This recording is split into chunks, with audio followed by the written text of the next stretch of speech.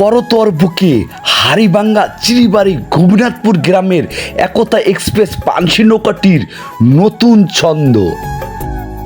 সামনে 24, 25, 26 ও 28 তারিখ টানা 4 দিন শাহজাদপুর উপজেলার কৈজুড়িতে শুরু হতে যাচ্ছে ঐতিহ্যবাহী পানসি নৌকা বাইচ।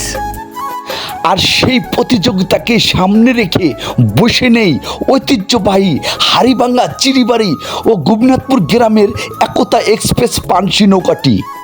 তাই তো দিন রাত এক করে করতোয়া নদীর বুকে চলছে পুরোদমে অনুশীলন।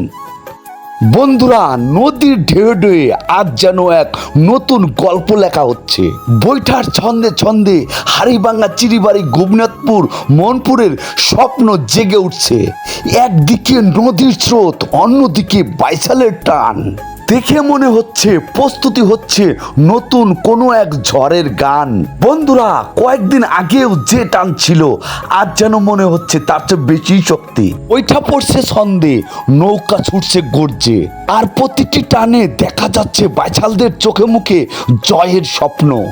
আমার কাছে মনে হচ্ছে দিন যতই যাচ্ছে হাড়িভাঙ্গা একতা এক্সপ্রেসের টান ততই ধারালো হচ্ছে।